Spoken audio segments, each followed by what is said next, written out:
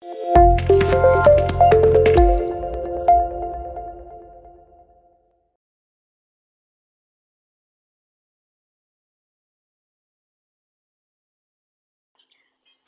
warahmatullahi wabarakatuh. Selamat pagi Bapak Erianto dari owner Papa Cookies dan Bapak Wadek Profesor Yudi Pranoto. Senang sekali kita pagi ini mendapatkan kesempatan yang luar biasa untuk mendengarkan kuliah tamu dari Bapak Erianto dalam mata kuliah Teknologi Bakery. Nah, sedikit saya share screen dulu. Sedikit CV tentang beliau. Beliau ini adalah owner Papa Cookies dan teman SMA-nya Pak Yudi. Jadi mari kita dengarkan mereka ngobrol akrab sekali ya.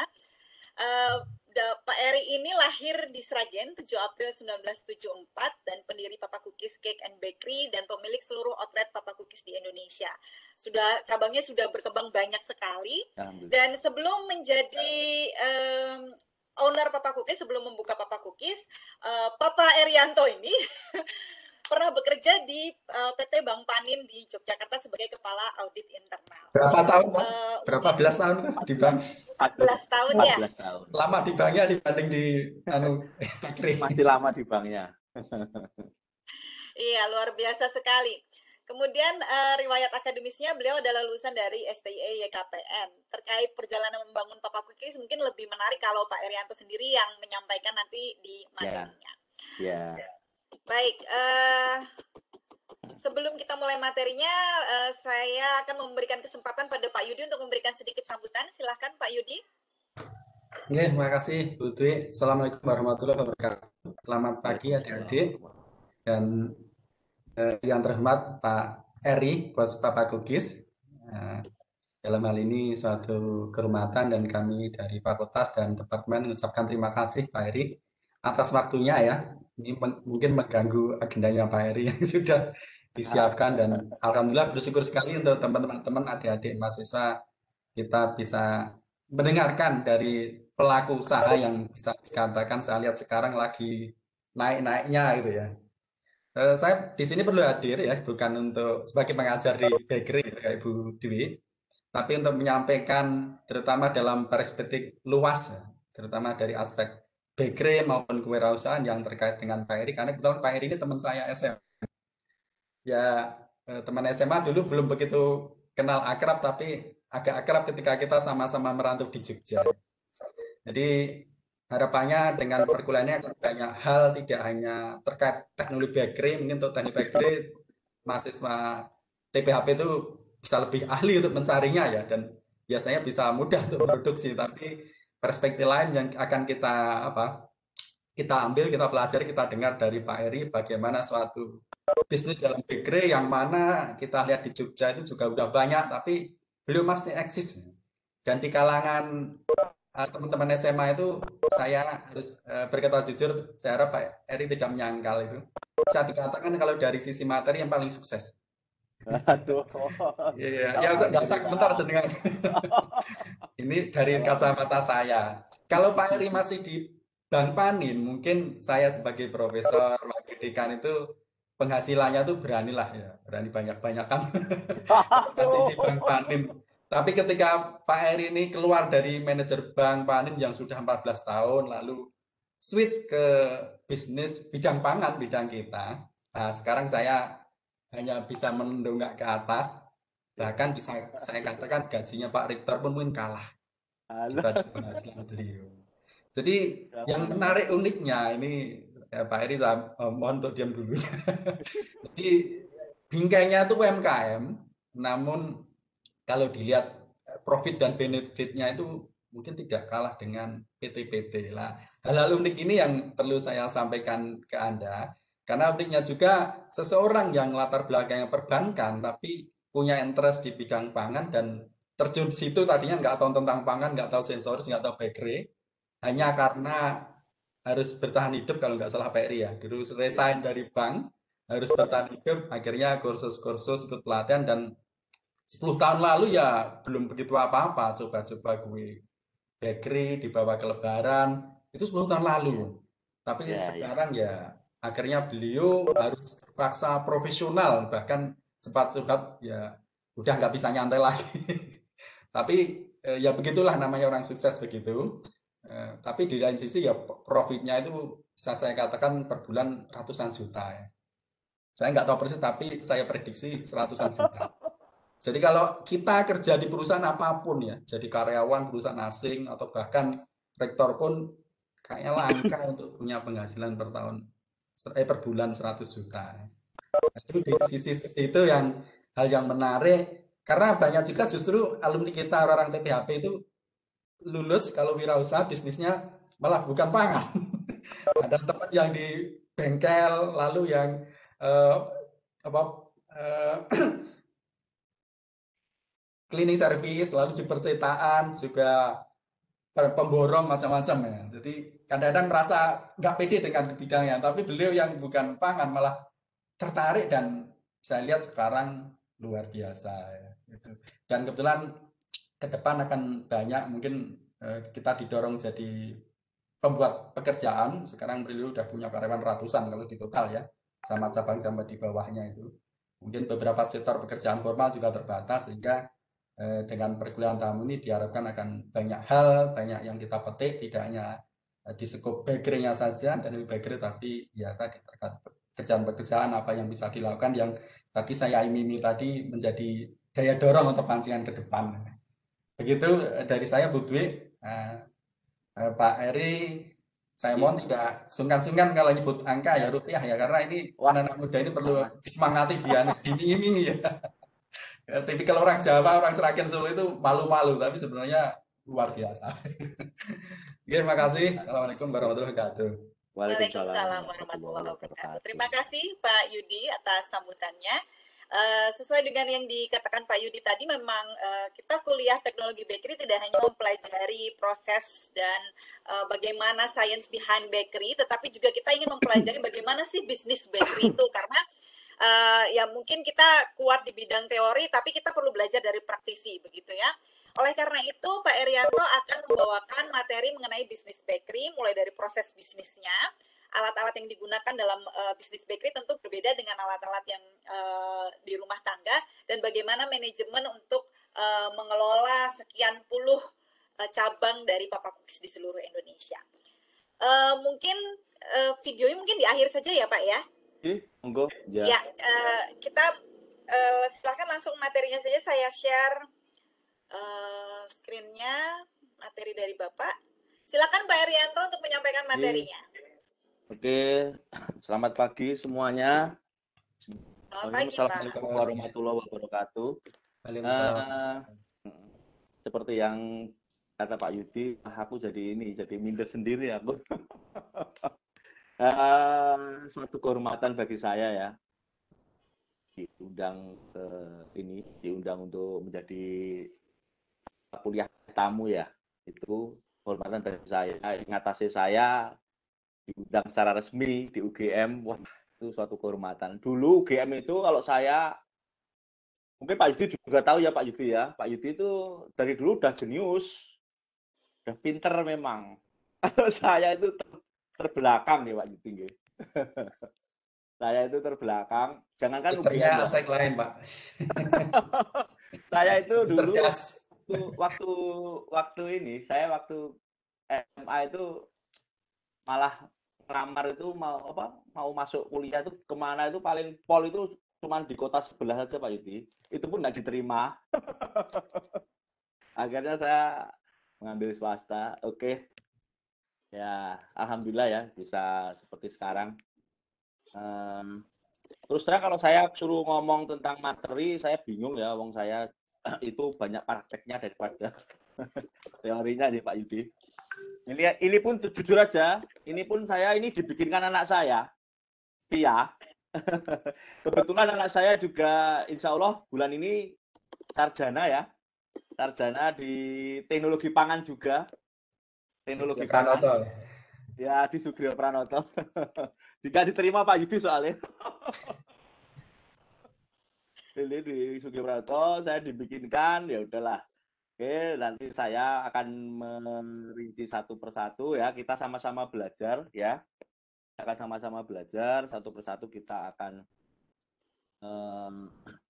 membahas tentang proses dan alat serta manajemen ya, ini ya judulnya ya, bisnis bakery, tentang bisnis bakery.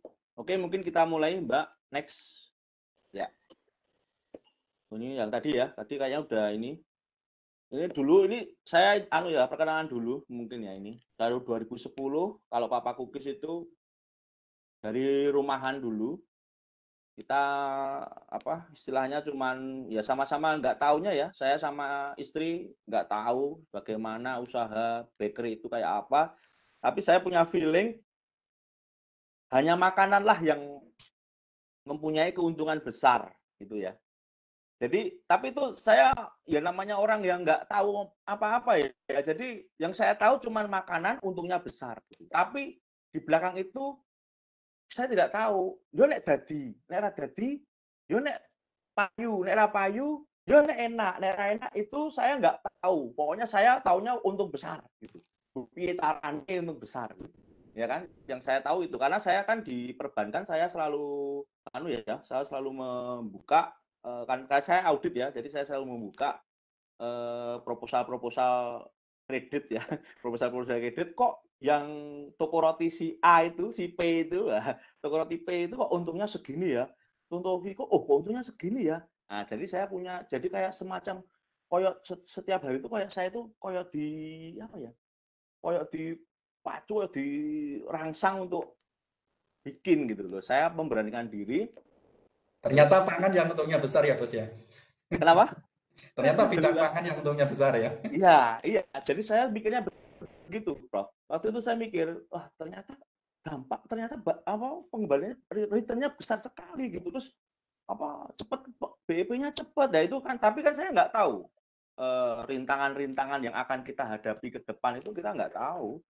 Roti itu ternyata bisa gagal, bisa salah, bisa ini kan kita nggak tahu. Taunya pokoknya berani dulu melangkah. Nah ini saya sama istri, terutama istri langsung saya untuk kursus ya di Bantul. Sedikit-sedikit kita, makanya itu kan namanya Papa Cookies ya. Nah, itu karena awalnya memang kita hanya jualan cookies. Hanya roti kering saja. Hanya roti kering saja, terus berkembang. Akhirnya banyak permintaan bukan roti kering, akhirnya kita juga terus harus mengupdate diri ya. Kursus-kursus, sampai dulu ada kursus Bogasari juga ya di daerah PUKY sana.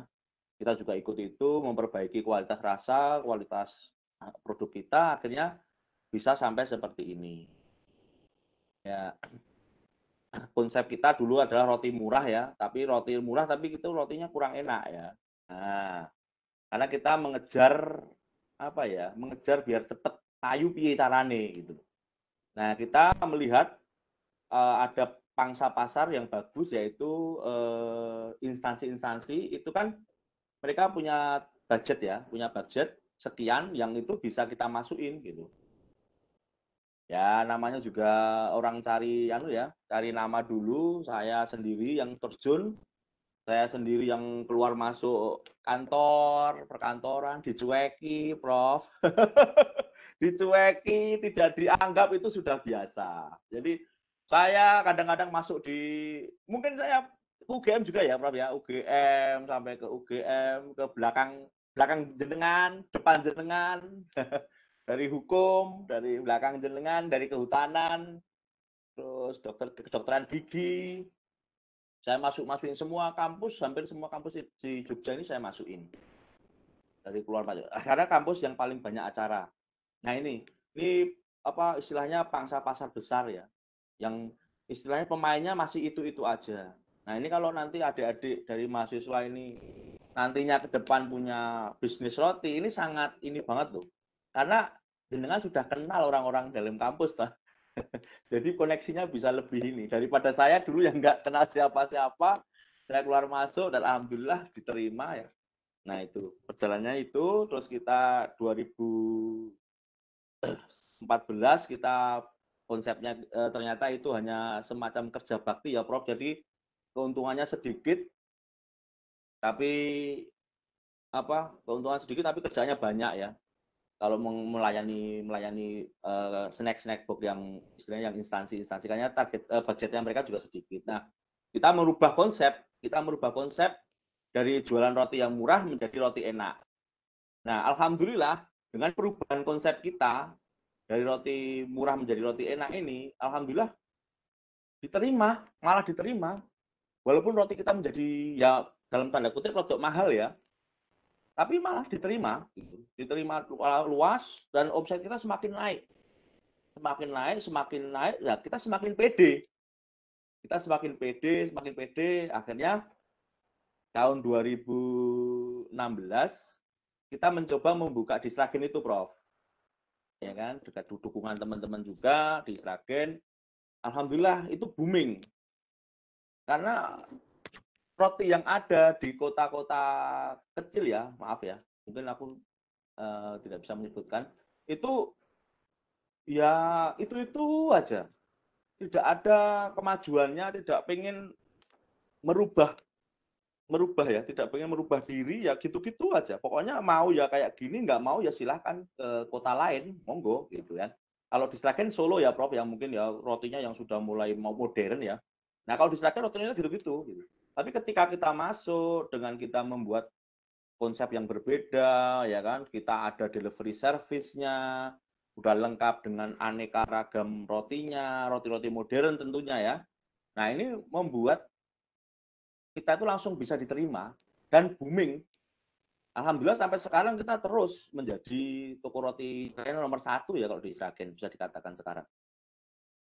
Nah ini konsep seperti yang saya tanamkan di Sragen itu, saya berpikir berarti saya bisa membuat seperti yang di Sragen ini di tempat-tempat lain. Nah muncul ide tahun 2017-18 itu saya muncul ide bagaimana kalau teman-teman kita itu, teman-teman, terutama dari teman-teman dulu ya waktu itu ya, teman-teman, ayo sama-sama kita bikin roti, toko roti di daerah-daerah yang tertentu. Waktu itu Gemolong dulu ya, Gemolong. Nah terus dari situlah kita mulai bar kemana-mana. Dengan konsep yang seperti yang saya terapkan di Sragen. Tentunya cara marketingnya seperti apa, cara jual rotinya seperti apa, ya seperti itu. Ya mungkin itu dari alhamdulillah sekarang kita sudah 30 ya.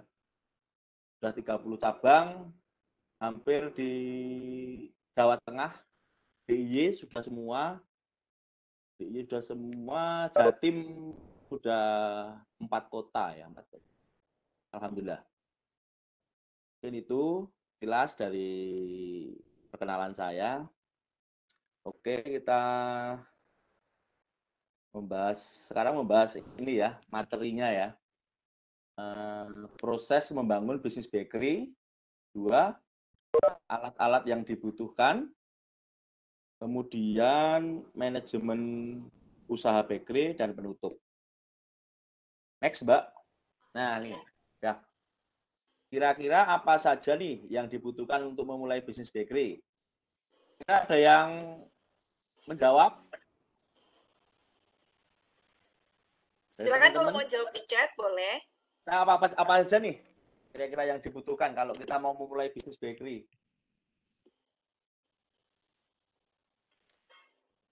Oke, terus apa lagi? Modal Pak, niat. Nyali. Itu nomor 1 ya, itu nomor 1 ya, nomor 1. Oke, terus apa lagi? Oke, alat. Oke. Terus apa lagi? Tekad. Skill Pak katanya. Ya, Tekad. oke. Konsep, ya. Mental. Ya, sip.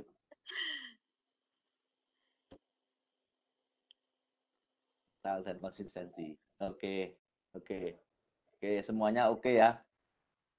Semuanya oke. Memang itu semua yang dibutuhkan oleh kita ya. Kalau kita mau terjun di bisnis bakery ya. Untuk teman-teman. Ini kadang-kadang saya lihat ya Pak, semuanya ya, teman-teman juga ya, adik-adik juga. Saya lihat kadang-kadang itu apa ya, yang sekarang muncul ini Ini termasuk apa ya? Merencanakan bisnis ya, membuat rencana bisnis ya. Kita membuat rencana bisnis. Itu rencana bisnisnya memang kadang-kadang itu membuat bisnis yang akan dimatikan itu. Jadi gimana ya? Hanya mencari keuntungan semata sesaat. Kadang-kadang ada beberapa yang saya lihat seperti itu ya. Terutama dia menjual nama ya.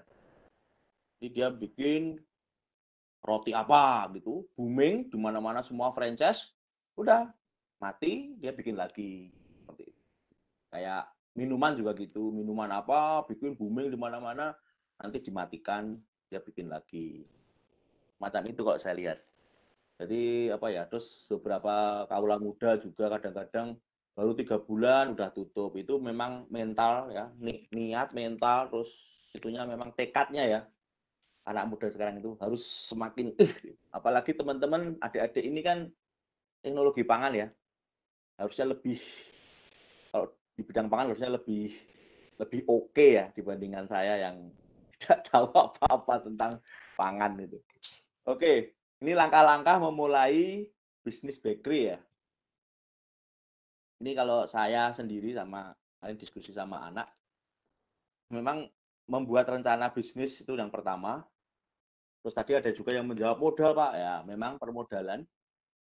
Terus kita bisa mencari tempat dengan tentunya dengan modal ya, modal yang ada kita bisa mencari tempat sesuai dengan yang kita inginkan, sesuai dengan modal juga ya tentunya.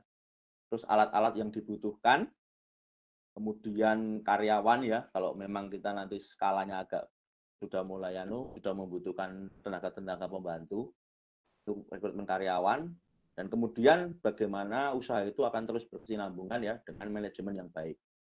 Tentunya dengan manajemen usaha bakery ini. Oke, satu persatu kita akan mencoba untuk kita ini bersama-sama ya. Monggo Mbak, next. Nah ini, wah itu ada gambarnya tuh. Ini gambar itu yang gambar anak kecil itu pertama kali kami usaha Mbak, teman-teman adik-adik semua. Itu kita pakai VR ya, roda 3.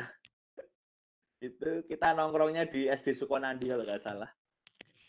Itu, nah itu pertama-tama kami, gambar pertama kami. Waktu itu saya abadikan, hanya punya feeling pasti nanti akan jadi cerita. Oke, dalam membuat rencana bisnis ya, kita kadang-kadang memang bisnis itu harus direncanakan ya. Memang walaupun kita ngomong nggak direncanakan, tetap aja itu tetap merencanakan ya.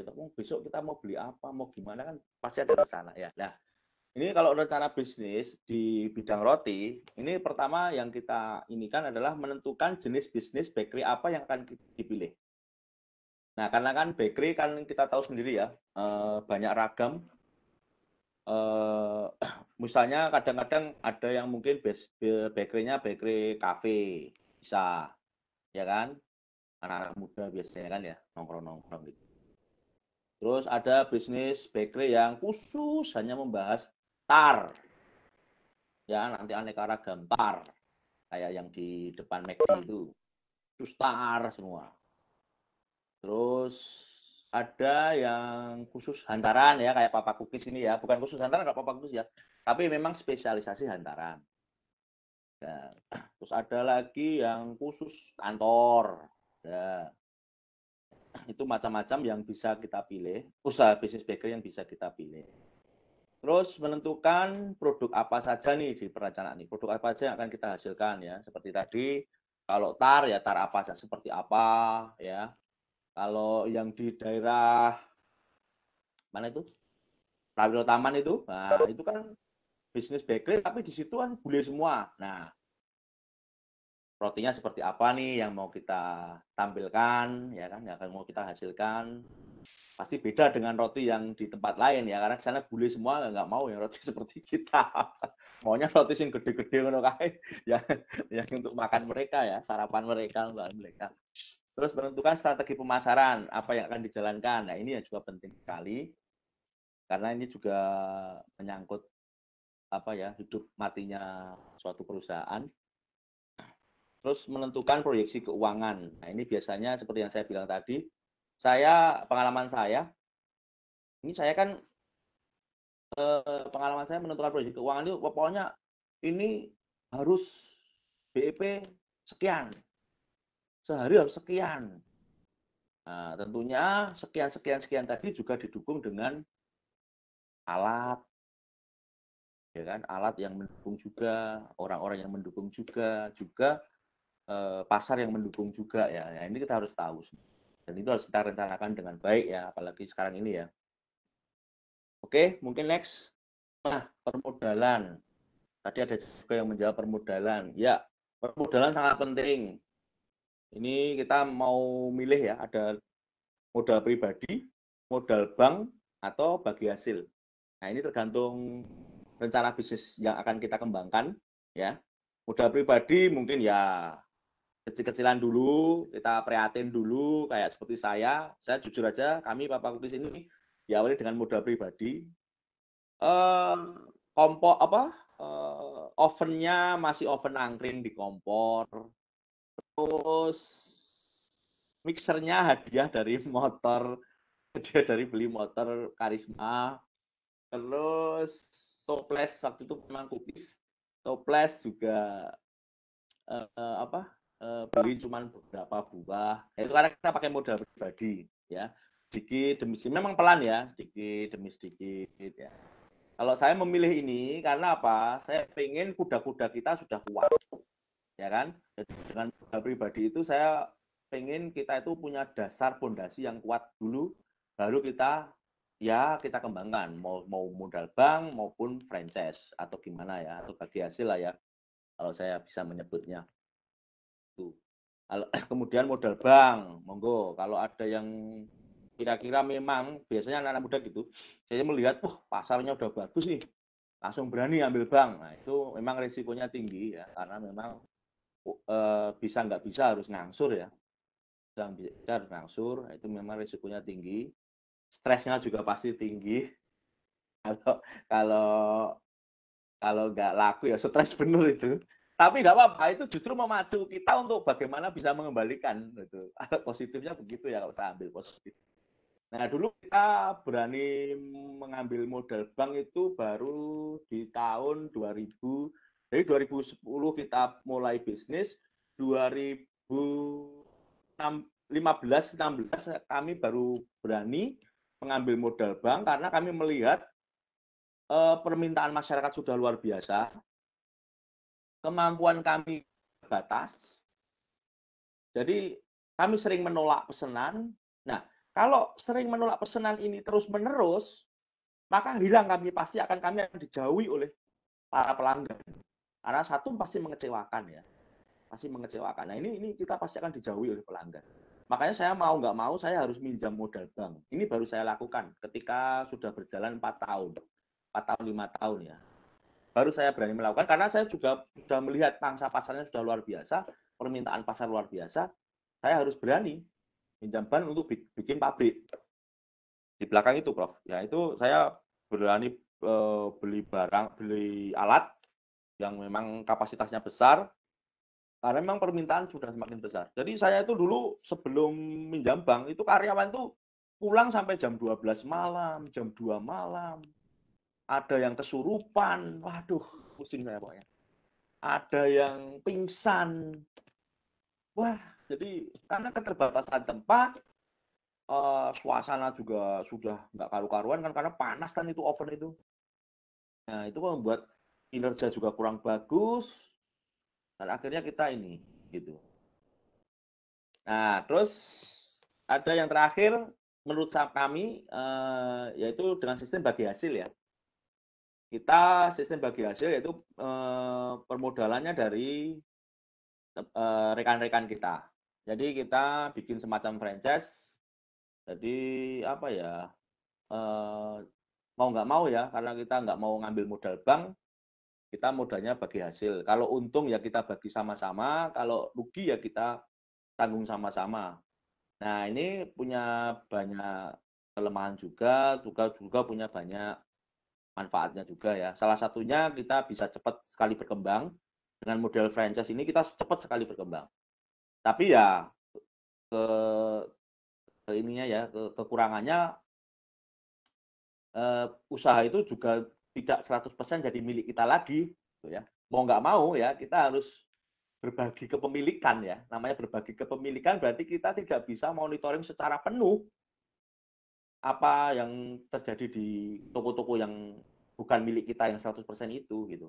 Jadi nah itu Papa Kukis mengambil langkah itu karena memang dirasa langkah itu juga ya, kalau orang bilang syariah ya. Jadi hasilnya dapat ya ayo bagi-bagi sama-sama, kalau rugi ya mari sama-sama. Nah, itu kita ambil langkah itu. Nah, tapi kita juga membuat batasan-batasan, aturan-aturan supaya ya kita bisa tetap mengontrol baik itu kualitas maupun berjalannya toko-toko Papa Kukis yang lain. Tuh. Monggo next, Mbak. Nah, kemudian mencari tempat ya, letaknya yang strategis, kemudian kemudahan aksesnya, jarak dengan suppliernya, terus ada nggak persaingan bisnis sejenis, ukuran tempat, regulasi pemerintah, terus keamanannya, ini sangat penting, faktor-faktor yang menentukan sangat penting ya.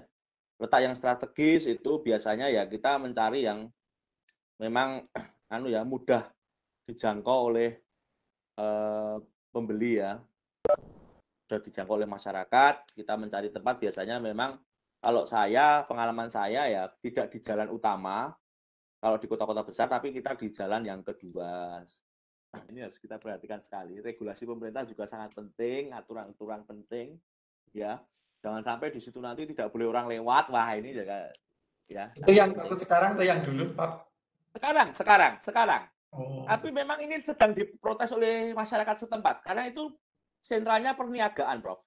Itu sentral perniagaan kok dibikin kayak gitu tanpa ada perencanaan yang benar. Maksudnya dalam arti kata gini, kan harusnya ada kantong parkir, Prof. Nah, kantong parkir itu tidak disediakan. Nah, akhirnya kan nggak karu-karuan. Ini protes semua dan akhirnya sekarang diperbolehkan lagi parkir di depan. Cuman ya sangat mengganggu ya, sangat sempit ya, karena trotoar semua isinya. Nah itu di jantung kota Ponorogo, Bro. Nah itu kita harus melihat memang ya, melihat itu. Kalau jarak dengan supplier itu juga penting, itu penting sekali karena kita juga kecepatan ya dalam mencari bahan dan lain sebagainya itu penting. Kalau yang pemula-pemula kan biasanya kita beli sendiri ya ke toko-toko. Nah itu penting. Kalau ada kekurangan apa, sedang kita ada pesanan, ya kan itu penting. Serabutan gitu penting dengan supplier. Terus persaingan bisnis sejenis. Nah kalau pengalaman saya, kalau saya buka toko itu saya selalu yang mencari di mana banyak toko rotinya, Prof, malahan. Kalau ibarat peribahasa itu ada gula, ada semut, Prof. Nah, di situ ada gula pasti ada semut. Nah, kenapa kok itu banyak toko roti? Pasti banyak semutnya itu gitu. Makanya saya selalu malah deket-deket yang usaha sejenis gitu. Tapi ada juga yang mengembangkan usaha yang jauh dari bisnis sejenis ada, bisa. Tapi kalau kami itu malah justru mendekati banyak di situ, banyak toko roti, kami malah justru kita di situ. Ukuran tempat sangat juga penting. Biasanya kalau sekarang itu kan kebanyakan ruko ya, jadi susah ya. Susah. Kadang-kadang bisa 5 meter aja udah bagus. Tapi kami punya ukuran sendiri.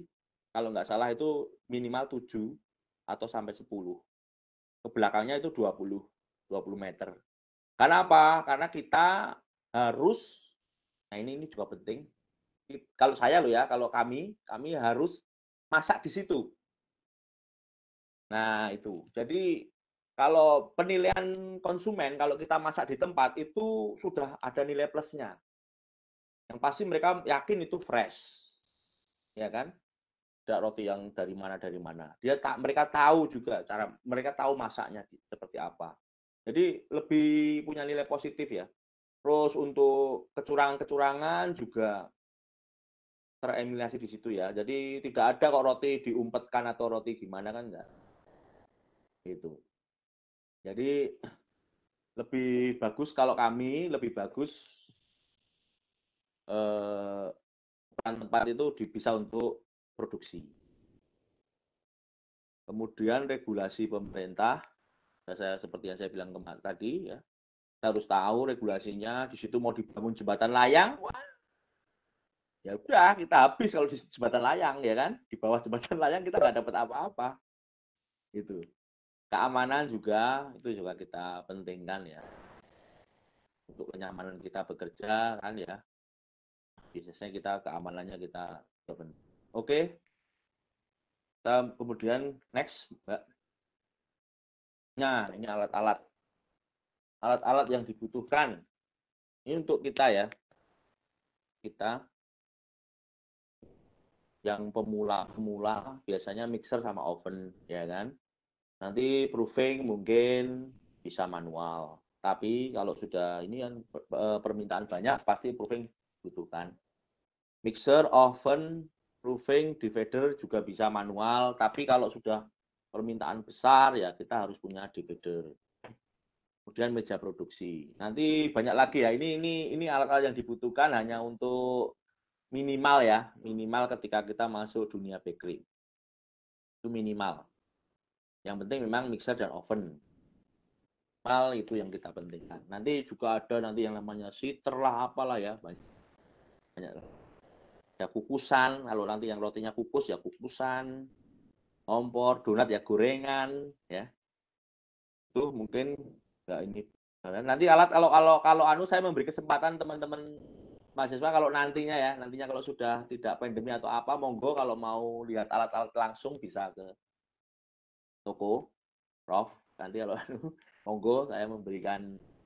Makasih tawarannya. Mudah-mudahan Ya, nggak nanti apa-apa. bisa Ya, berkesempatan. ya, monggo. Ya, kemudian, oke, rekrutmen karyawan. Nah ini kalau nanti pertama memang kami dulu ya, kita dulu ya, paling ya 1-2 orang dulu kalau mau mulai dari nol ya. Kayak kami dulu itu mulai dari nol 10 tahun yang lalu kita cuma berdua sampai pernah kita ingat ya ini malah justru menjalin kemesraan di situ, Bro.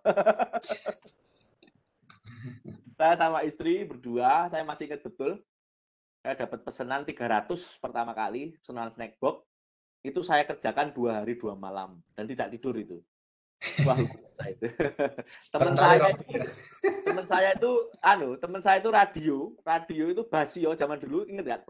Lawak Basio itu ketawa-ketawa sendiri kalau malam sambil bikin roti. Ya itu kami berdua itu sampai hari hanya pun kami sampai keteteran dan wah luar biasa itu 300 pertama kali dan gagal pertama kali itu dimaki-maki sama pelanggan.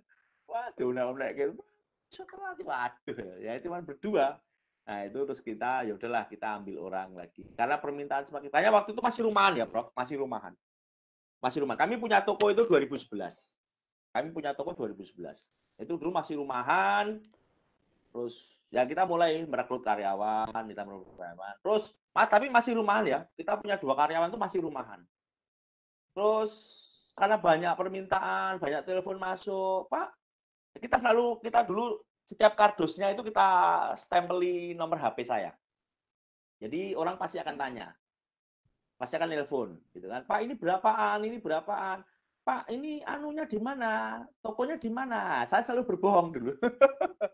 Tokonya lagi direnovasi, Bu. Itu terus menerus. Tapi kan saya nggak bisa berbohong terus menerus ya dengan orang yang sama. Dengan orang yang sama saya nggak bisa berbohong terus. Akhirnya saya mencari ya itu pertama kali kita di Giwangan itu ya di dekat terminal itu. Itu pertama kali. Kontrak atau beli itu?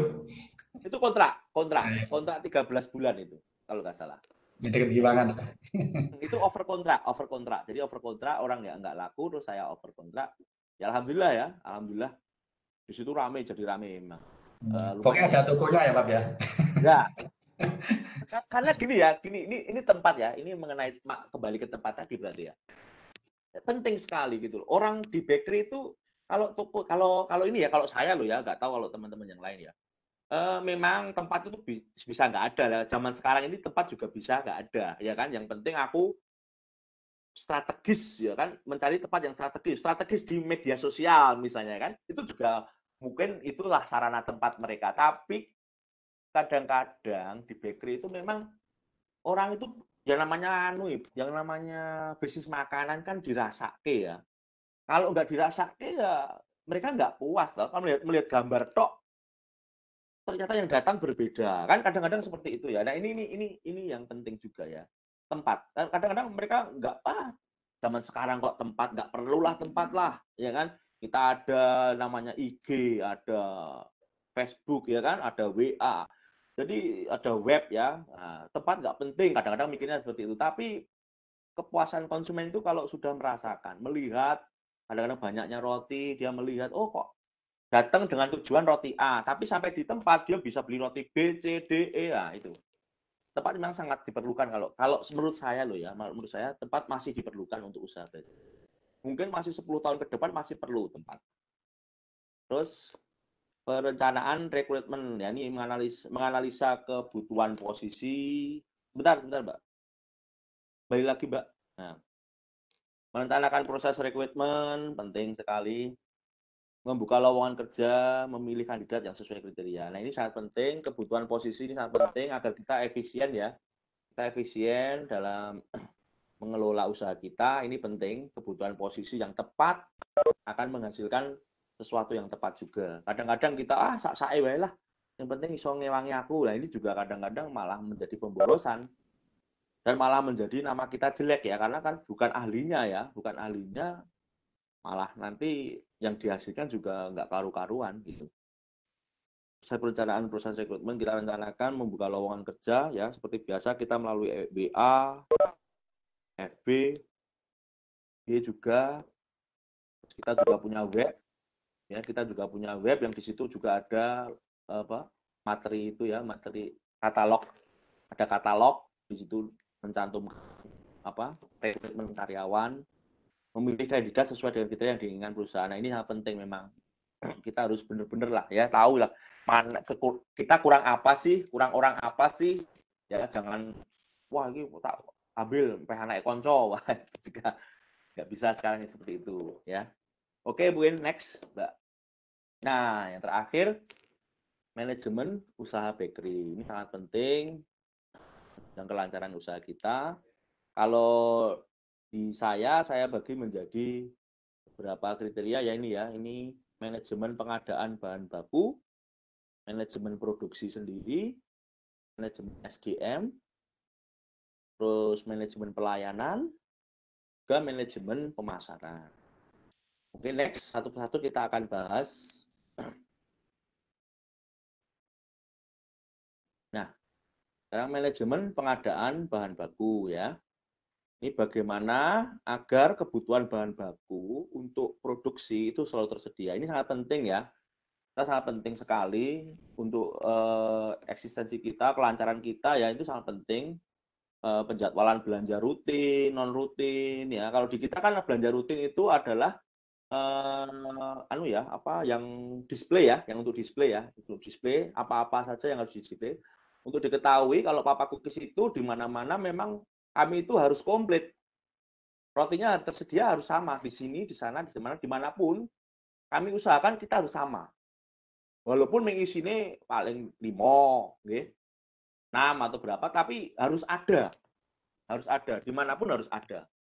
Jangan sampai kita terkesan toko roti kok kosong, rano isine ya itu citra yang jelek ya, sangat jelek ya, citra yang jelek. Kita negatif lah ya untuk kita, jangan sampai seperti itu ya. Nah, kalau non rutin itu adalah pesanan-pesanan. Nah, kita harus bisa menjadwalkan memanage ya, menjadwalkan non rutin. Jadi kalau di Papa Cookies itu 3 hari sebelum hari H kan sudah ada jadwalnya ya. 3 hari sebelum hari H bahan itu sudah harus tersedia. Mengingat apa? Kenapa kok harus 3 hari? Karena tidak selamanya supplier itu selalu ada. Barang itu yang kita butuhkan selalu tersedia, tidak. Yang kita aja yang perusahaan besar kadang-kadang ya kita sudah usaha seperti ini aja, kadang-kadang supplier itu ya alasannya ada aja, kosong, ini kosong, padahal kita ditunggu oleh masyarakat kan, nggak bisa kan kita harus ada ini harus ada ini harus ada tiba-tiba kosong kan ini ya yang seperti ini loh yang tidak kita inginkan. Jadi kita juga mencari supplier itu yang ini ada tulisnya ya, mencari supplier yang dapat memberikan kepastian akan ketersediaan bahan. Ini penting. Kalau nanti sudah mulai mulai bisnisnya mulai maju, ini sangat penting. Adik-adik semua, ini sangat penting mencari supplier yang dapat memberikan kepastian akan ketersediaan bahan. Karena apa? Kalau kita sudah menerima pesanan A, ya misalnya, nih kami pesen segini, kita sudah oke, karena kita merasa supplier ada. Kita minta ke supplier nggak ada, masih seminggu lagi lah, ini loh. Ini petaka bagi kita. Ya kan, kita sudah menerima kita sudah komitmen, ya kan, kita sudah menerima pesanan, menerima uangnya, gimana coba? Ya ini loh, ini memang yang ini memang susah ya. Memang kita harus benar-benar mencari supplier yang dapat memberikan kepastian ketersediaan bahan, sangat penting. Terus membuat pembukuan bahan yang baik dan benar. Nah, ini FIFO itu ya. Jadi penggunaan bahan itu juga kita harus perhatikan manajemennya, ya kan, keluar masuknya barang, jangan sampai barang yang datang duluan malah justru yang lama dipakai, ya itu akan membuat kerugian ya bagi kita ya. Pernah gitu kita sampai 6 bulan nggak terpakai. Nah ini seperti itu nggak boleh, langsung kita buang dan kita buat berita acaranya. Kadang-kadang itu cabang-cabang yang jauh ya, yang lepas kontrol, ya bukan lepas kontrol ya, tapi jarang dikontrol, karena jauh, terus pandemi kan, pandemi ini kita jadi nggak boleh ke sana, biasanya kita naik kereta, karena nggak boleh ya kita nggak bisa. Akhirnya setelah dicocokkan semua, masih ada beberapa bahan yang belum dimasak, padahal udah 6 bulan yang lalu. Nah ini loh, ini nggak benar. Ya kita buang. Ya oke. Sekarang next, Mbak. Sekarang manajemen produksi. Bagaimana memastikan proses produksi berjalan lancar.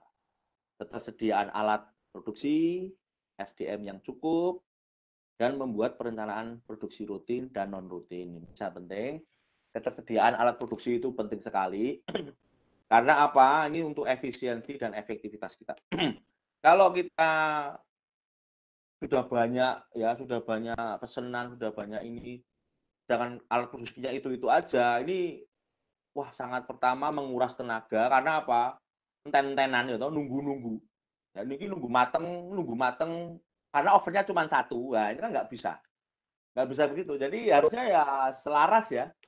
Jadi perusahaannya maju, bahan-bahan alat-alatnya juga harus makin komplit untuk menunjang itu. Kadang-kadang orang kan wah eman-eman tuku alat, ya nggak bisa. Kalau pengen mau maju ya alat harus lengkap, harus dilengkapi sesuai dengan kebutuhan ya pastinya ya. Kan kita juga bisa mengukur ya, kira-kira alat produksi ini sampai berapa sih kemampuannya. Jangan dipaksakan. Misalnya kalau mixer ada 5 kilo misalnya, dipaksakan untuk 5 kilo terus saja, ya brodol lama-lama. Jadi kadang-kadang kalau mau awet ya 4 kilo pemakaian. Tapi kadang-kadang pesanan banyak, wah 5 kilo aja, malah bisa 6 kilo aja kalau bisa lah. Itu kadang-kadang begitu ya.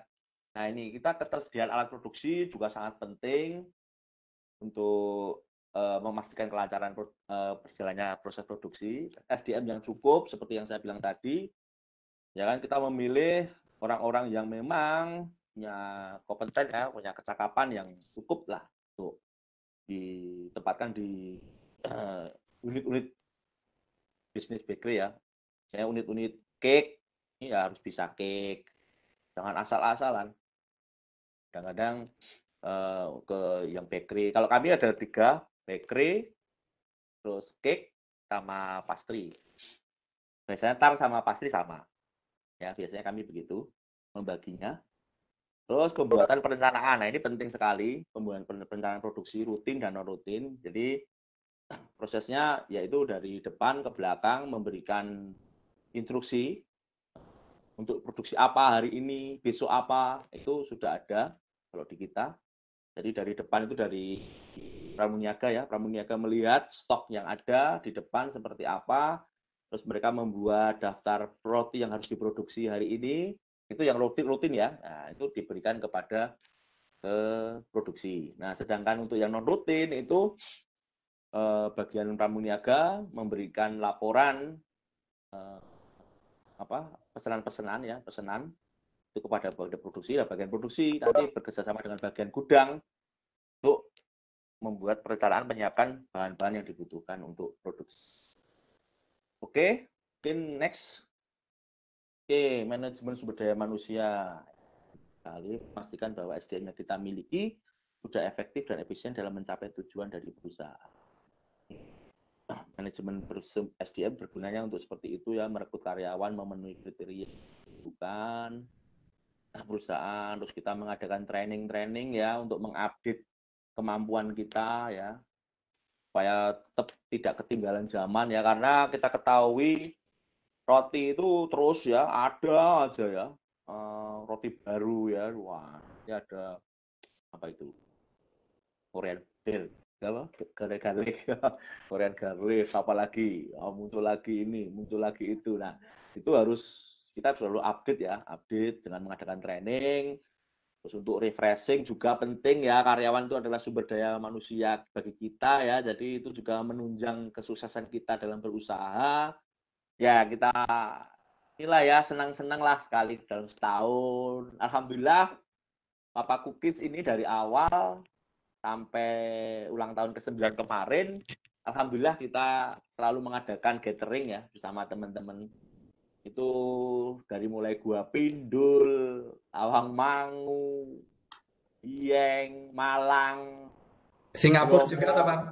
Ya, ke Singapura itu untuk supervisor Tertentu ya. Karena pencapaian target, maka ke Singapura kemarin waktu itu. Kemarin harusnya ke Hong Kong, Prof. Tapi karena pandemi kan batalkan. Terus diambil uang. Ya, terus kadang kita gathering ya di hotel, itu di Nava Hotel ya, fotonya ini di Nava Hotel ini. Ini ada waktu itu kita masih 75 karyawan. Alhamdulillah sekarang sudah 260 lebih ya. 260 lebih kita. 260 karyawan. Alhamdulillah. Ya itu ya kan kita menyisihkan itu untuk training penting ya, kita harus mengupdate terus untuk catering karyawan untuk biar mereka fresh ya, jadi mereka juga merasa memiliki perusahaan ini. Rasakan Itu didanai dari Papa Cookies ya, Pak ya, bukan dari tabungan gaji ya. Oh bukan, itu kita memang mempunyai mempunyai pos namanya biaya pendidikan. Iya, tidak ngurangi gaji mereka ya. Tidak. Kita menyisihkan dari keuntungan kita. Itu nanti kita anggarkan, itu masuk setiap bulan, masuk di pos itu, pos biaya pendidikan. Nah ini kan termasuk pendidikan, Bro. Termasuk refreshing itu pendidikan, pengetahuan tambah, ya kan? Kita yang dulu nggak tahu Bromo, tahu sekarang kan tahu Bromo. Nah ini pengetahuan bertambah nih. Kita ke Singapura nih, Bro. Ya kan kita tahu Singapura. Oh, tahu kayak gini. Oh, roti Singapura kayak gini, Nah, ini kan pengetahuan mereka bertambah juga. Ya, Nah, kan luar mereka biasa. juga merasa seneng kan ya, seneng. Alhamdulillah. Ya, mungkin itu ya. Nanti apalagi nih, Mbak? Next. Oh, manajemen pelayanan. Oke. Manajemen pelayanan ini sangat penting. Karena ini bagian depan ya, ini citra kita ya. Citra kita ada di sini ya. Jadi selain ya semuanya ya sebetulnya ya. Kalau bakery itu dari depan, tengah. Kalau saya nyebutnya gini ya. Depan, tengah, belakang.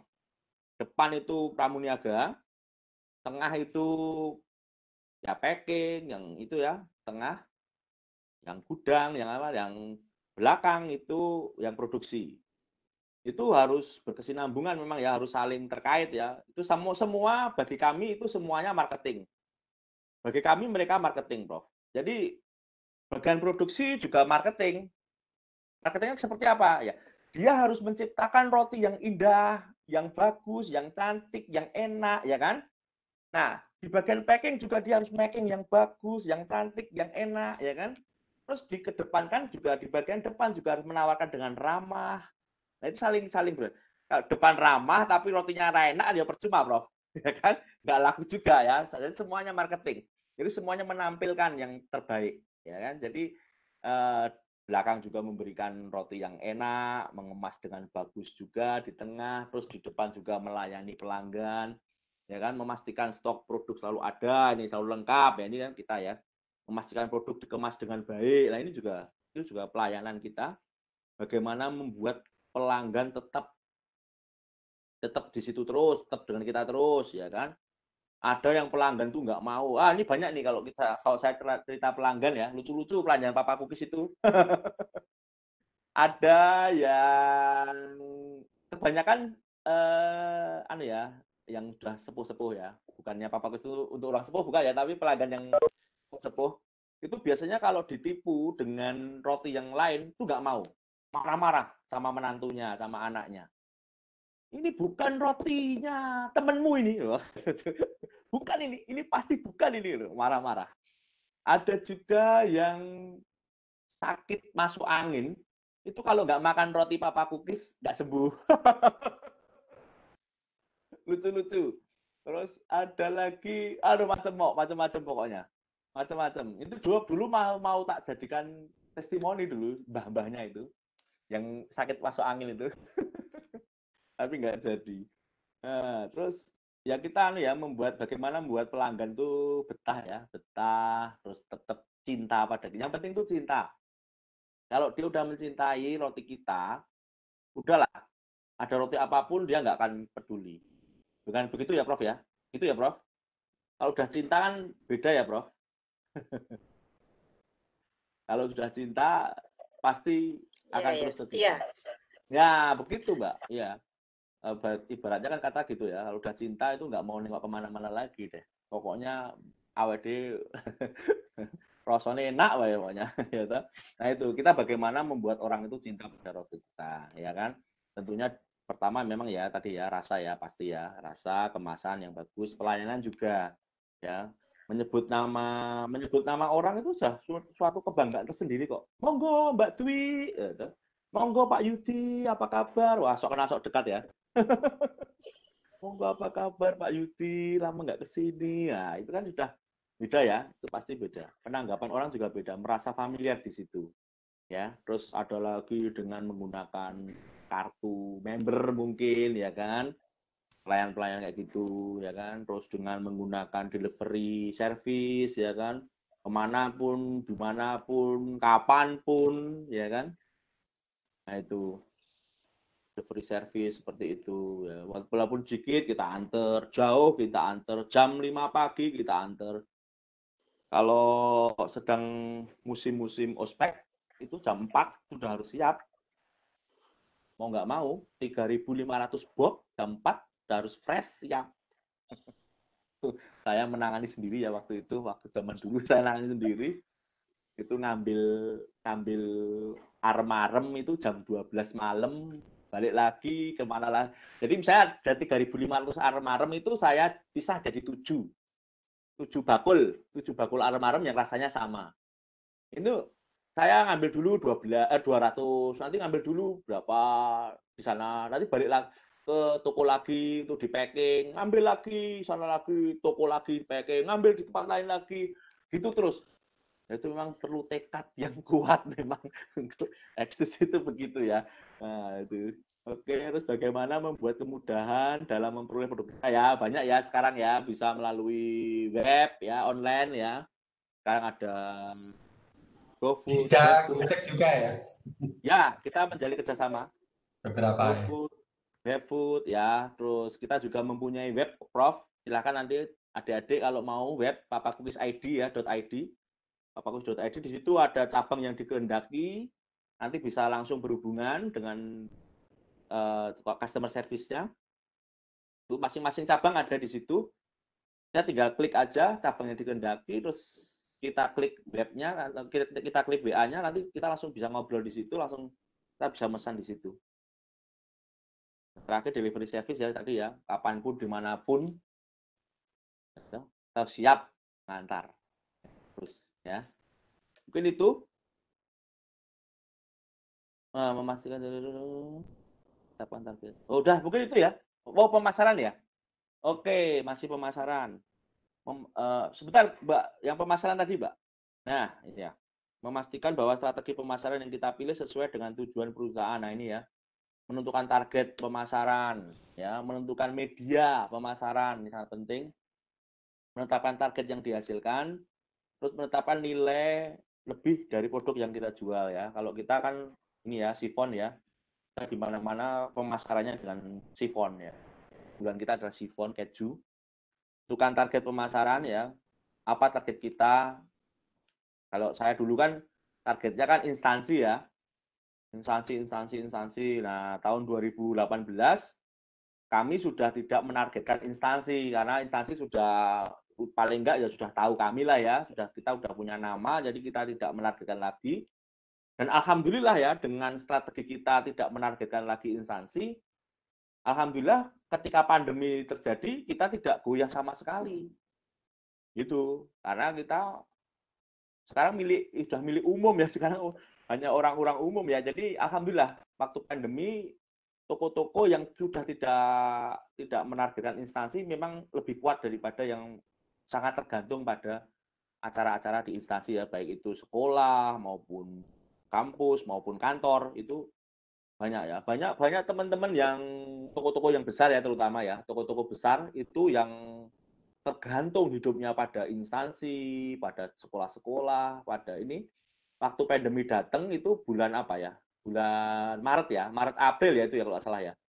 Maret April 2020 itu kan lagi rame-ramenya ini mau mengadakan akhir sanah ya. Perpisahan-perpisahan ya, banyak sekolah dari mulai TK, SD, SMP, SMA, sama wisuda juga banyak, terus kantor-kantor juga banyak, sudah pada DP, ya kan? Ya, ketika pandemi datang ya mau nggak mau, teman-teman toko-toko yang besar itu mau nggak mau harus mengembalikan DP yang mereka terima gitu. Ya, itu jumlahnya miliaran, itu tidak sedikit ya. Nah, itu padahal mereka juga sudah belanja. Nah ini loh, alhamdulillah Bapak Kukis dari 2018 memang sudah tidak mengarah ke instansi-instansi gitu. Ya, alhamdulillah sekali kita terlepas ya dari itu, karena kita Bapak Kukis itu sebelum pandemi itu baru mempunyai cabang 11 ya. Pandemi kita malah punya cabang 30. Nah, itu alhamdulillah sekali. Terus menetapkan media penting juga, mau media apa, sekarang banyak ya media pemasaran, mau IG, FB, WA, apa ya, web, monggo banyak sekali, mana yang kiranya yang pas untuk. Nah, kalau Papa Kukis memang dulu medianya nggak ada, karena setelah saya lakukan semuanya, pengalaman saya, ini bagi kami loh ya, ini bukan nanti pandangan lain, monggo. Kalau bagi saya itu mau radio, mau surat kabar, mau apa itu ternyata kurang efektif. Jadi mau nggak mau kita door to door. Jadi kita masuk keluar kantor seperti yang saya ceritakan tadi ya. Masuk keluar instansi pemerintahan, swasta, saya masuk ke bank-bank, masuk. Itu untuk karena mereka itu pengennya langsung merasakan di rotimu, di rotimu, enak rotimu. Nah, gitu. Kalau kita cuma memberikan gambaran, mereka wopo gambar tok, kan gitu ya. Kalau saya. Mungkin adik-adik yang lebih modern punya beberapa ini. Sekarang kan banyak ya, IG-nya itu juga, wah iklannya tuh banyak, Gojek yang antri deret-deret, nah, itu juga merangsang orang juga penasaran ya. Itu bisa pakai cara seperti itu. Itu kan bisa juga setting, juga bisa. Macam-macam kok sekarang ini caranya, banyak. Menetapkan target ya, oke, menetapkan target hasil. Jadi kita punya pemasaran seperti ini, kita harus berhasil seperti ini. Nah, ini harus ya memang ya. Kalau tidak berarti ini gagal, kita harus beralih ke metode pemasaran yang lain. Gitu ya. Oke. Terus menetapkan nilai lebih dari produk yang kita jual seperti yang saya bilang tadi. Kayak sifon ya, kita memberikan kemasannya yang bagus ya. Akhirnya orang memikirkan, wow ini murah tapi kemasannya miayeni, itu layak untuk diberikan ke hantaran ke orang-orang. Nah itu sangat penting ya, membuat kemasan itu sangat penting. Sekarang itu menjadi nomor 1 ya kadang-kadang ya. Kemasannya wapi tenan, wah isinya mbuh ngerti. Kadang-kadang ada yang mungkin yang pernah ya, kalau kita ke tempat wisata ya kayak Malang atau Bali, kadang-kadang ada kemasan yang bagus banget gitu ya, gede gitu ya. Tapi setelah dibuka isinya kecil gitu. Ada harganya murah, tapi masanya bagus, gede gitu. Setelah dibuka kecil lah gitu. Itu ada ya. Nah, itu. Macam itu mungkin ya cara-cara ini. Monggo next. Kayaknya sudah ya. Ah, ini nanti bisa dibuka sendiri ya mungkin ya teman-teman ya. Kayaknya buka sendiri ya Pak ya nanti mungkin ya. Boleh. Ini ulang tahun kita Iya. yang ke-9 ya. Nanti kalau mau mengenal Papa Cookies lebih lanjut ya. Kalau mau mengenal mbaknya yang lebih lanjut juga nggak apa-apa. Teman-teman Dua adik-adik ini mahasiswa. anak-anak Bapak kah? Halo? Bukan. Yang dua ini? Bukan. Oh, yang ini. Ya, anak saya. Ini anak saya. Oh, Ini keluarganya Pak Eri. Ini yang Via. Ini keluarga saya, ini istri saya, ini anak saya yang teknologi pangan. Ini yang masih SMA kelas 2. Oke, mungkin nanti kalau mau lihat Papa Cookies lebih lanjut, banyak bisa lewat IG-nya. Ada apa itu? Facebook, IG ya, terus YouTube-nya banyak YouTube-nya. Masing-masing kadang-kadang masing-masing cabang membuat YouTube sendiri-sendiri ya, tapi tentunya koordinasi dengan pusat ya. Tuh. baik. Oke, monggo. Mungkin hanya itu yang cara ini ya saya sampaikan. Kalau ada salah-salah kata, memang ini adanya. Oke, Prof. Saya minta maaf yang sebesar-besarnya. Luar biasa, Pak. Berguna ya, alhamdulillah teman-teman. Monggo, saya terbuka. Kalau mau ngobrol tentang bisnis roti ke kantor saya kalau pas saya ada ya tentunya. Kadang-kadang saya muter. Saya muter. Mungkin bulan-bulan ini memang banyak muter ya, karena saya kemarin terhenti Ramadan, jadi saya nggak kemana-mana, fokus di Ramadan. Ini saya setelah Ramadan mungkin saya muter terus ini. Monggo, nggak apa-apa, main ke toko, lihat pabrik, nggak apa-apa, silakan. Mau lihat gudang, ada. Tempatnya memang berbeda ya, tempatnya berbeda. Oke, monggo kalau ada pertanyaan, sebisa mungkin saya tanya. Terima kasih. Assalamualaikum warahmatullahi wabarakatuh. Waalaikumsalam warahmatullahi wabarakatuh. Terima kasih banyak Pak Erianto atas sharing materinya. Ini di kolom chat sudah banyak pertanyaan dari mahasiswa. Dan saya lihat juga di kolom partisipan ada beberapa dosen yang hadir. Ada Bu Rinianti, ada Bu Widi, ada Bu Agnes. Selamat datang Ibu. Memang mata kuliah ini memang menarik sekali, apalagi kuliah tamunya. Silakan bagi yang belum presensi untuk sambil scan QR code-nya. Sambil saya bacakan beberapa pertanyaan. Ini PowerPoint-nya boleh di-share pada mahasiswa nggak ya, Pak? Boleh, monggo aja, monggo nggak apa-apa. Nanti saya share lewat si master ya. Sudah dalam bentuk PDF. Kemudian ada pertanyaan dari yang pertama dari Marcelo Vincent. Selamat siang, Pak. Marcelo Vincent mau menyampaikan sendiri mungkin? Halo Marcelo. Oke, kalau gitu saya bacakan. Saya izin bertanya, untuk penyiapan makanan seperti roti, donat, dan sebagainya, berapa lama Bapak menyiapkan rotinya sebelum toko dibuka? Saya bingung, Pak, untuk makanan seperti roti paling enak disantapkan saat masih fresh ya. Apabila roti dibuat terlalu lama sebelum dibeli, akan menurunkan kualitasnya. Bagaimana cara Bapak mengatasi masalah tersebut? Betul, oke. Seperti tadi ya. Monggo. Terima kasih Mas Vincent ya. Memang biasanya kan slogannya fresh from the oven ya. Tapi memang gitu. Jadi kita untuk roti-roti tertentu itu kan ada masa umurnya ya, masih enaknya. Tentunya gini ya, sekarang pemilihan bahan juga sangat penting, Mas. Bahan yang semakin bagus ya mungkin akan membuat roti keawetan enaknya itu juga akan semakin panjang. Ya, maaf ya, misalnya kayak butter ya. Untuk bakery ya. Penggunaan butter itu sekarang memang lagi naik daun ya. Memang itu membuat roti semakin empuk, lembut, enak. Nah, kita memang untuk bagian produksi kita masuk agak pagi ya. Agak pagi, jam 6, setengah 7. Nanti ketika toko udah buka, itu beberapa sudah mulai mateng. Nah, itu. Tapi ya memang tidak kok langsung ini enggak juga. Memang kadang-kadang baru jam 10 semua bisa komplit. Gitu. Paling enggak gitu. Jadi paling enggak ada kontinuitas ya. Jadi nek jam 10 ya jam 10 terus.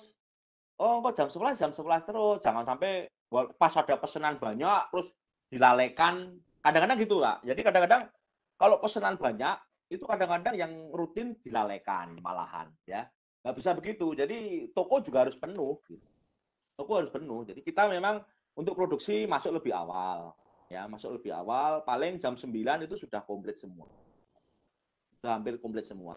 Cuman kalau sifon sama cake itu kadang-kadang ya jam 11, jam 12 baru bisa gitu.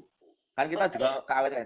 Alhamdulillah kita nggak pakai bahan pengawet ya. Sebetulnya kita boleh ya pakai bahan pengawet makanan ya Prof ya. Waktu itu aku juga diajari sama profesor. Tapi karena saya belum berani, kami belum berani, ya kan kita nggak pakai sama sekali. Jadi umurnya bakery itu cuma sampai 3 hari, 4 hari. Sama seperti yang lain, cake juga 3 hari, 4 hari makan habis. Itu juga kita infokan ya, kita harus infokan kepada pembeli ya. Jadi setiap ada pembeli kita infokan bahwa ini 4 hari harus makan habis. Jadi pengetahuan itu harus kita infokan. Kalau enggak nanti mereka komplain ke kita. Oh, roti kok lagi telung dino sama. Itu penting ya. Mungkin itu ya dari saya. Terima kasih Pak. Semoga menjawab ya Mas Vincent. Kemudian pertanyaan selanjutnya dari Ilham Firdausi. Saya ingin bertanya, kalau usaha kita sudah mempunyai reputasi yang baik, tetapi di usaha kita membuat suatu kesalahan, bagaimana memperbaiki reputasi tersebut agar tetap menjadi kepercayaan pelanggan? Lalu bagaimana kita mencari dan memastikan supplier bahan agar ketika kita membutuhkan stoknya selalu ada? Oke, ya terima Dua kasih. pertanyaan. Mas siapa tadi, Mbak? Mas siapa? Ilham Firdausi. Mas Ilham. Oke, Mas terima Ilham kasih Mas bisa Ilham. on cam, jadi bisa dadah-dadah. Ini loh yang nanya gitu. Ya oke, Mas Ilham. Oke, terima kasih atas pertanyaannya. Tadi mengenai masalah reputasi, ya, Mbak. Itu resiko ya, berarti ya. Resiko reputasi ya. Resiko reputasi ini harus kita ini kan memang. Sekarang kalau seperti apa misalnya kesalahannya? Kalau pengalaman saya aja ya. Pengalaman saya aja misalnya kita lalai dalam retur makanan, retur roti ya misalnya, atau karena memang roti itu sebenarnya roti baru, tapi karena packingnya sembrono, membuat roti itu menjadi cepat basi. Jadi roti itu belum tentu loh ya basi itu karena lamanya, karena kesembrononya packing pun bisa. Jadi belum dingin bener, itu sudah di packing karena keburu-buru mungkin mau apa kita kan nggak tahu ya. Itu bisa membuat roti itu cepat basi. Nah mereka mikir, oh ini masih kedaluarsanya masih 2 hari lagi kok, nggak apa-apa kan.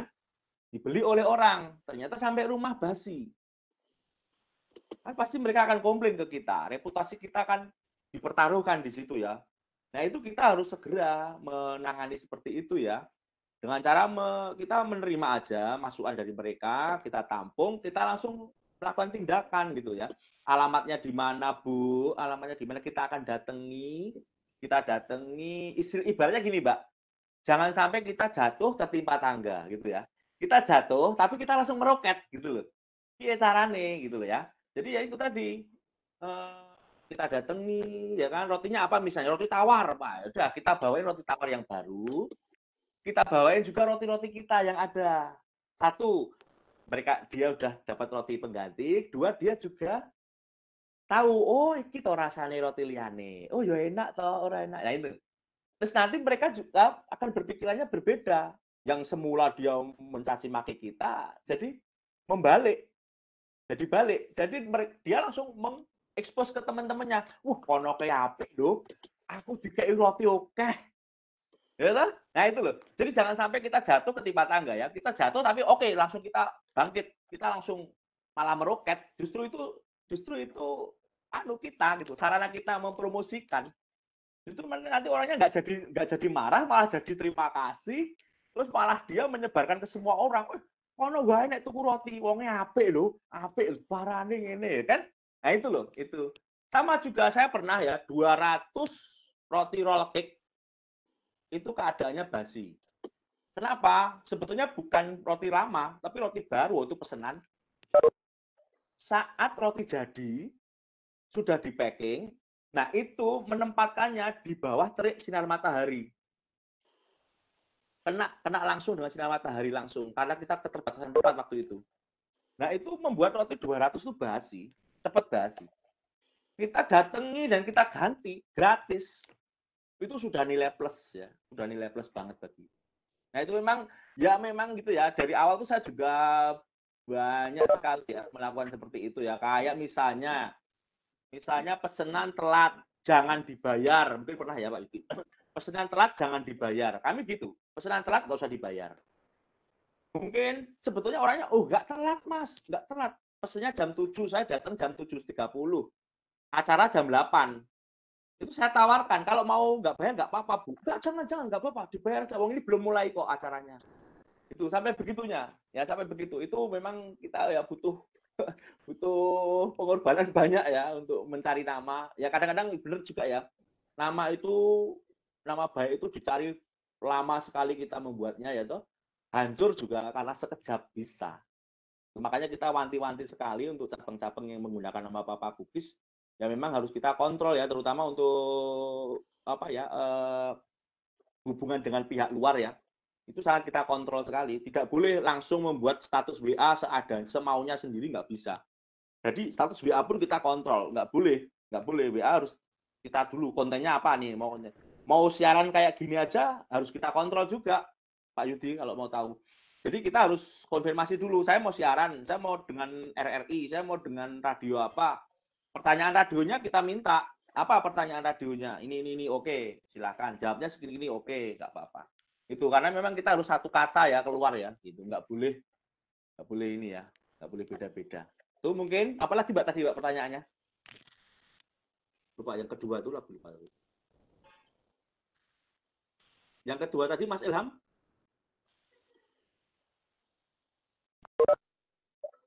Oh iya. Yang kedua tadi dari Mas Ilham terkait tadi reputasi sudah bagaimana memastikan supplier bahan agar ketika membutuhkan stoknya selalu ada, Pak. Ya, oke. Terima kasih. Untuk supplier itu memang ya, kalau kita kan sudah model kontrak ya sekarang ya. Jadi sudah model kontrak, jadi mereka mau nggak mau juga harus sudah standby ya, standby yang kita butuhkan gitu. Kita udah model kontrak Mbak kalau kita. Ya kita kontrak, kalau sudah kayak kita ya kita ada kontraknya ya. Kalau masih ini ya memang ya seperti tadi ya, harus 3 hari sebelumnya kalau ada yang pesanan, terutama pesanan ya, karena itu udah komitmen ya. Itu sudah komitmen kita kepada masyarakat. Kalau udah ada pesanan ya kita harus sudah standby, udah siap. 3 hari sebelumnya bahan sudah harus ready. Kadang-kadang kita nyari sampai ke Solo, pernah kita nyari sampai ke Solo. Kadang-kadang Solo itu kan base camp-nya Surabaya ya, kadang-kadang supplier itu. Kalau Jogja itu Jakarta biasanya. Jadi beda. Kayak Bogasari itu kan Solo, Surabaya. Jadi kadang di sini kunci habis, Solo banyak. Nah itu kadang-kadang seperti itu. Nah, mungkin itu, Baik. Mbak. Okay. Selanjutnya ada pertanyaan dari Valanisha Wimala. Izin bertanya terkait produk roti yang memiliki masa kadaluarsa singkat. Bagaimana perusahaan Bapak bagaimana perusahaan roti Bapak untuk mendapatkan dan menjaga keuntungan terkait permasalahan tersebut? Dan untuk roti yang tidak habis terjual atau sudah kadaluarsa nantinya akan diapakan? Terima kasih. Ya, terima kasih Mbak Valanisha. Oke Mbak, gini, ya kita kadang-kadang banyak, ya kadang kita nggak pakai pengawet, maka kita kan cuma 3 hari selesai ya, 3 hari, 4 hari makan selesai habis. Nah itu kita kadang-kadang 2 hari kita udah diskon. Kita udah diskon sampai 50% kadang-kadang. Makanya banyak pengunjung kita yang cuma nyari diskon aja.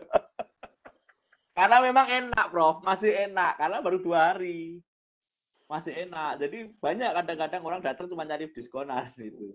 Kita sampai diskon 50%. Nah, kalau yang sudah kadaluarsa, sudah nggak bisa, memang ada yang mengambil sendiri.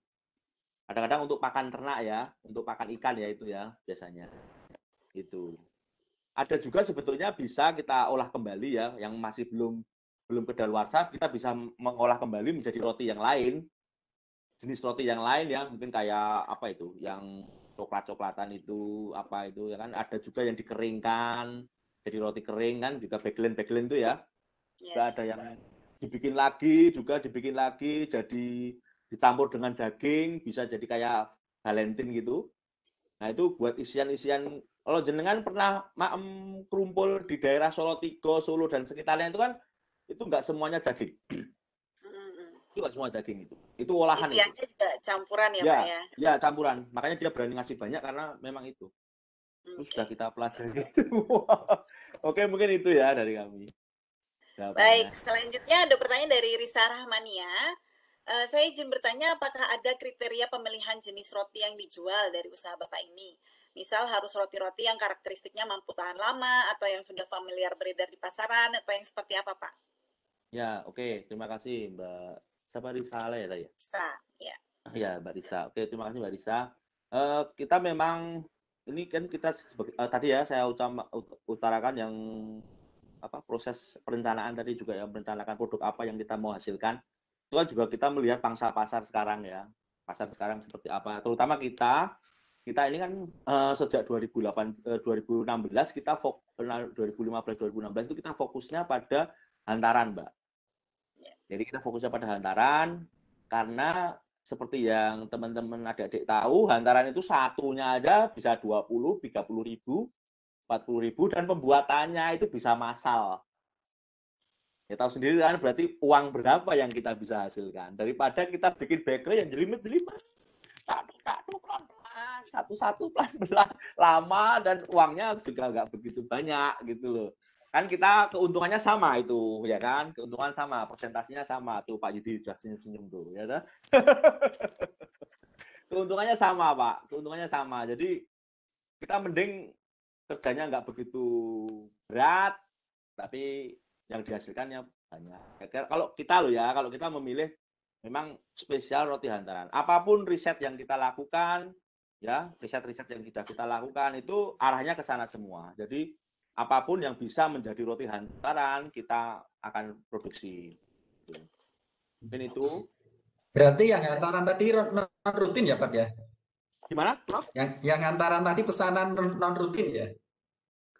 Ya, Ya, dia banyak pesanannya memang, banyak ya. pesanannya. Tapi itu rutin ada, rutin selalu ada, Hmm. rutin selalu ada, rutin selalu ada. Nah itu kita sedang banyak eksperimen, Prof. Ini banyak eksperimen dari mulai rasa maupun jenisnya ya, masih ada yang sifon kita terus eksperimen. Ada sekarang ada pisang, ada sifon pisangnya juga, lumayan penerimaan masyarakat lumayan juga. Ada coklat. Kira-kira saat ini penjualannya perbandingan antara yang di display toko sama yang pesanan berapa persen banding berapa persen, Pak? Nah ini uniknya Kita toko pengen roti. tahu. Ini uniknya toko roti itu tidak sama satu dengan yang lain. Jadi walaupun sama-sama papa cookiesnya ya, Sragen dengan Jogja berbeda. Kalau Jogja itu mungkin pesanan itu bisa dua kalinya rutin ya, 2 kali rutin. Persen ya, itu 10% ya. Ya, apalagi kalau dulu ya ada ospek ada apa, wah tahu sendiri kan, mungkin Dominasi. bisa yang iya hampir setengah M sendiri lah itu ospeknya aja dalam 6 hari itu ya. Nah, kalau Sragen beda. Sragen itu rutinnya malah bisa bisa dua kalinya pesanan. Jadi memang unik ya, usaha roti itu banyak faktor ya, banyak faktor yang mendukung, yang menunjang kesuksesan usaha bisnis ini ya, bisnis roti ini ya terutama ya. Banyak sekali faktor, tidak hanya sekedar kue jual roti enak, tidak hanya itu ya. Enak juga penting, kemasan juga penting sekarang ini ya kan, tempat juga penting. Dan satu lagi, kadang-kadang orang melihat siapa sih yang punya gitu. Sopo sih, ya kan itu penting sekali juga loh, bener loh. Sekarang itu orang melihat seperti itu. Ini kenyataan ya, ini kenyataan. Ini saya pelajari seperti itu. Saya pelajari seperti itu. Jadi tidak semacam kalau nek meng gawe roti, pinter gawe roti payu laris yo nyat koki-koki pinter kabeh. Gitu. Tuh, Mbak Dwi juga pinter gawe roti ya tuh, Mbak. Nah, gitu. Ya kan? Kan begitu ya. Nah, tapi ternyata banyak faktor ya, banyak faktor dan berbeda-beda di daerah-daerah. Berarti menjawab pertanyaan salah satu mahasiswa tadi ya, pemilihan roti yang dijual bagaimana. Jadi Betul, itu Bapak Kubis beda-beda. tidak hanya yang di display atau di toko, tapi banyak juga masukan dari pesanan ya. Ya, Bahkan betul, dulu. betul. Display itu hanya untuk contoh aja ya mungkin ya, contoh. Contoh dan mungkin sisa dari pesanan ya. Jadi ada pesanan seperti ini, sisanya masih banyak di display. Kalau dulu seperti itu ya. Dan ketika sebelum pandemi itu saya dengar dulu ya, sebelum besar aja luar biasa ya pesanannya Pak ya. Ya, alhamdulillah. Sebulan ratusan juta. Nah, Sekarang kelihatan. Kita ini kalau untuk untuk seluruhnya ya. Untuk seluruhnya itu sifon kecil aja itu sebulan bisa 60.000 ya. 60.000 box. 60.000 box. Satu kotak katakanlah 20.000 ya. Iya. Itu semuanya loh ya, bukan saya aja loh, maksudnya Ya, semua cabang ya.